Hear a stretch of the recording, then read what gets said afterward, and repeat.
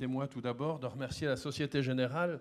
Hein, je le fais puisque Alain l'a fait ce matin, mais on n'avait pas encore vraiment bénéficié des services. Donc c'était de la politesse, Alain. Hein. Vous préjugiez de la qualité de l'accueil. Alors ce soir, on peut le faire parce qu'effectivement, on n'a qu'à remercier la Société Générale. Alors permettez-moi 2 traits d'humour. Le premier, remercier autant de fois nos hôteliers, donc la Société Générale, qui nous ont souhaité la bienvenue. Donc je leur dis merci, merci, merci, merci. Je vais arrêter parce que je ne vais pas tenir le timing. Donc vraiment, merci à vous. Le second souci, le souci du détail de la Société Générale. Vous voyez les 4 fauteuils qui sont devant nous, eh bien, ils n'ont pas été choisis par hasard, bien évidemment. Hein, vous repérez le pourpre et le violet. L'une couleur épiscopale. Hein, il n'y avait pas d'évêque, il n'y avait pas de cardinaux, mais bon. Et l'autre, la couleur de la repentance. Donc je me suis bien assis sur un siège de repentance tout à l'heure. En fait, pour être plus sérieux, hein, vraiment un merci sincère aux dirigeants de la Société Générale et puis à son représentant qui est dans la salle et qui est un fidèle des rencontres des partenaires qui vient régulièrement rue Saint-Jacques nous rencontrer. Donc merci à vous. Alors maintenant, la litanie. Merci au président Laming.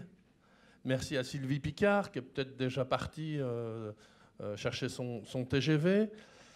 Merci à Alain, fidèle compagnon administrateur de la FNOGEC.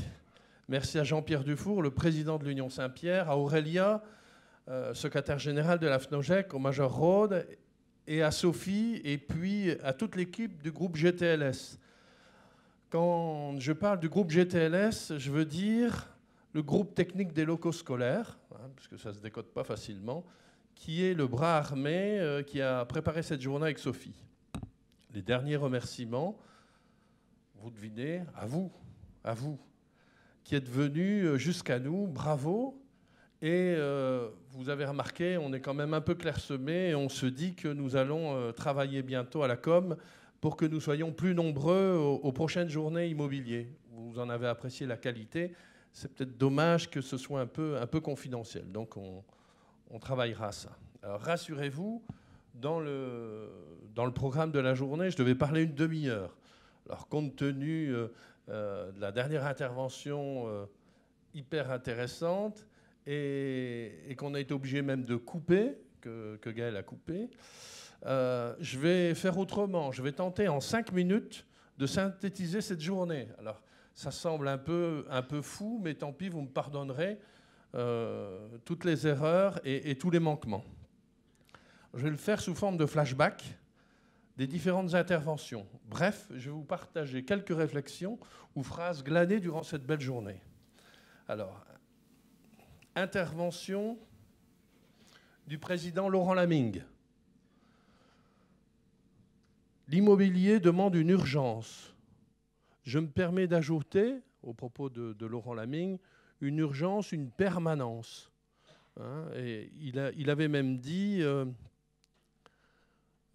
l'immobilier, c'est tout le temps. Hein. Donc l'immobilier, ce n'est pas pour demain, mais c'était déjà pour hier, c'est pour aujourd'hui et ce sera évidemment pour demain. Voilà ce que j'ai retenu de l'intervention de Laurent. L'intervention de Sophie et de Frédéric sur Easy Bâti. Easy dort pas vraiment. Easy ne dort pas. Je peux vous dire que Easy travaille et Easy Bâti tout spécialement.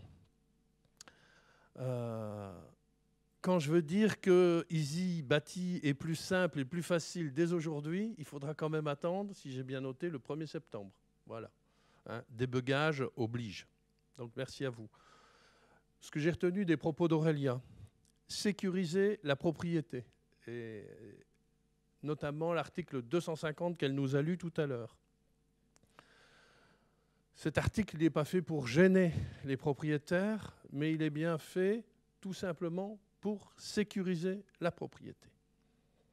Puis, voilà ce que j'ai retenu de la table avec Samir Sophie et Michel Santel sur l'ADAPT, avec 3 chiffres qui doivent nous inciter à continuer nos efforts. Ici, ce n'est pas le verre à moitié vide ou à moitié plein. Vous vous souvenez des pourcentages qui avaient été affichés? En effet, alors j'ai 3 chiffres à vous donner. Le premier, c'est 35% du chemin parcouru. Et je dis ça de façon positive, mais vous avez aussi l'idée en creux. C'est qu'il reste 65% du chemin à parcourir pour l'ADAPT. Le deuxième chiffre, un coût total d'1,3 milliard. Donc on ne joue pas avec des centimes, hein. On est sur un engagement fort.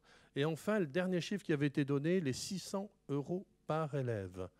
Donc pour dire que oui, il y a vraiment du boulot. Intervention de Jacques Dauté. Notre devoir est de diversifier, enfin je l'ai traduit comme ça, notre devoir est de diversifier nos ressources financières. Et il nous a présenté les possibilités, l'appel à dons, le mécénat. Et puis je me permettrai d'ajouter tout ce que l'on peut rendre comme service moyennant rétribution. Je pense à la location de salles, location de parking, à des services complémentaires aux familles. Hein, vous savez, je vous fais une petite confidence, on travaille actuellement sur les modèles économiques de l'enseignement catholique. Hein. La baisse des subventions publiques, hein, ou au moins son tassement, fait que demain, il nous faudra trouver d'autres ressources. L'intervention des directeurs de la Société Générale, Dixit, là j'ai repris presque mot pour mot. Le financement n'est pas une fin en soi. C'est simplement une conséquence, et moi je compléterai, hein, une conséquence de l'activité d'enseignement. Il avait même parlé de projet. Donc bravo pour cette phrase. Enfin, l'intervention avec l'animatrice de Choc et de Talent, Gaëlle, pour l'intervention avec le major. L'évacuation immédiate doit être privilégiée. Ça, j'ai bien pensé à ça. C'est vrai qu'il ne faut pas trop réfléchir. Quand il y a le feu, il vaut mieux... alors, il ne faut pas se précipiter, évidemment, vers le foyer d'incendie, mais ça doit être privilégié.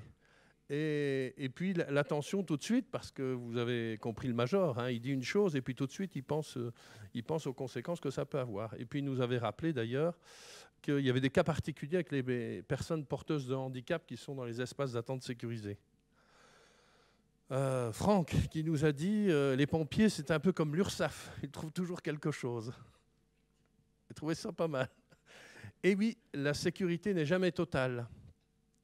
Et la vigilance est de mise. Alors merci l'URSSAF, enfin, en fait vous avez compris, je veux dire merci les pompiers parce que même s'il y a toujours quelque chose à dire, quelque chose à faire, c'est forcément pour un plus de sécurité. Donc merci aux pompiers de nous compliquer la vie lors des commissions de sécurité.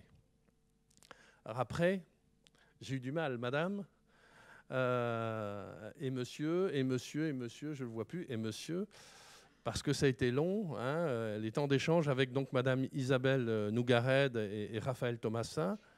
Et puis voilà, j'ai pris quelques mots, hein, distinguer menaces et risques.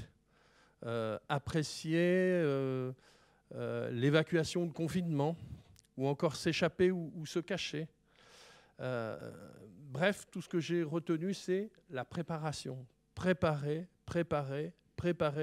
nos communautés éducatives par des exercices réguliers et sans se laisser envahir par la sinistrose.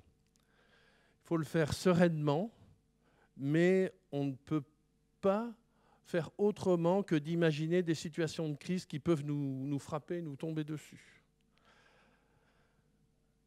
Alors après, l'ennemi à tout ça, hein, c'est Raphaël qui le disait, attention à la vie quotidienne. Et je souriais avec les devoirs surveillés. C'est vrai que interrompre un devoir surveillé en histoire géo ou autre, c'est une catastrophe. C'est pas pensable, ça. Hein. Pour un exercice, allons. Ou pour la sieste des tout-petits, on ne va pas réveiller les petits parce que c'est quand même difficile de leur remettre leurs chaussures pour les réveiller en pleine sieste. Hein. Et ça, ça ne doit pas gêner les exercices d'entraînement. Alors, si j'ai bien retenu, madame, hein, le leitmotiv, c'est bien que Vigipirate, c'est pas, avec ces 3 niveaux, c'est pas une option, mais une obligation. Hein. On ne fait pas ça pour le plaisir. Et puis, j'ai retenu, hein, vous avez dit, ce n'est pas seulement l'affaire du président de la République, la sécurité, ce n'est pas l'affaire du préfet, c'est évidemment l'affaire de tous et la vigilance, c'est l'affaire de tous. Enfin, pour conclure, permettez-moi de vous laisser une règle que j'ai pensée au cours de la journée. La règle, vous savez, on parle de la règle 5S, hein, une règle japonaise, et moi j'ai pondu les 3 S. Alors, pourquoi? Parce que l'immobilier scolaire n'a de raison d'exister que s'il est porteur de 3 choses, à mon avis, que s'il est porteur de services, s'il est porteur de sécurité, dont on a beaucoup parlé aujourd'hui, mais aussi de sens. Voilà pour les 3 S. Merci pour votre attention. À bientôt et faites attention en rentrant chez vous.